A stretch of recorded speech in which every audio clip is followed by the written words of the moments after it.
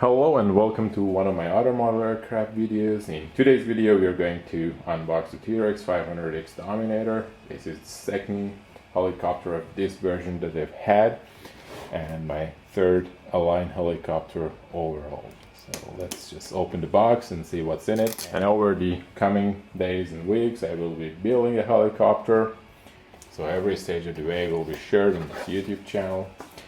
Therefore make sure that you subscribe. So the packaging has not changed since the last T-Rex 500 they've unboxed.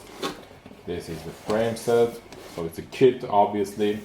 You've got the body of the helicopter coming with it, and the engine or the electric motor, and with the servos, as well as the power electronics needed for the motor. So this is the motor, and this is the speed controller, and these are the servos. And the third big box coming out of this packaging, we will find the beautiful Align branded rotor blades, and as we see here,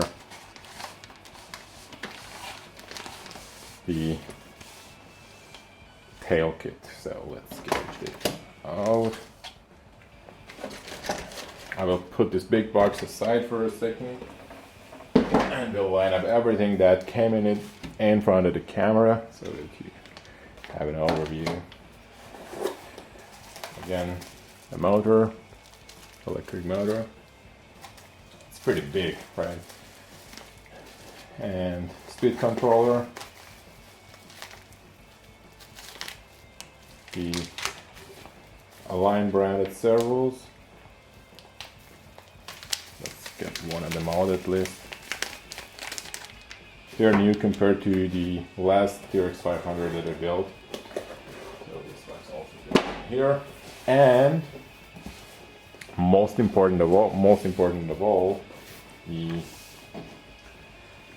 frame kit. So this is where the whole fun starts, and we have a couple of, I guess, 100 parts that we have to build together. This is the tail rotor set,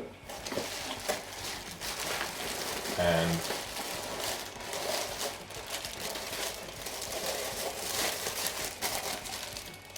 this is the body covering. So the main frame, which is made out of carbon composites, the landing gear, little small stuff, screws, servo heads, Loctite, and this is the main rotor shaft and the main rotor hub. These are the pieces of the gearbox which we will be building, and this guy over here holds the tail of the helicopter. So this is the manual. I guess I will be needing 2 full days to build this helicopter together.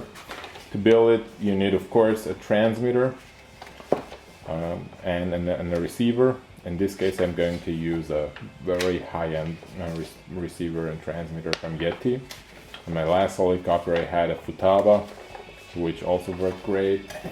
Let's say for today I won't unbox or unwrap any of these. This will start in the second video from the series where we'll building the whole helicopter together and hopefully we'll fly it.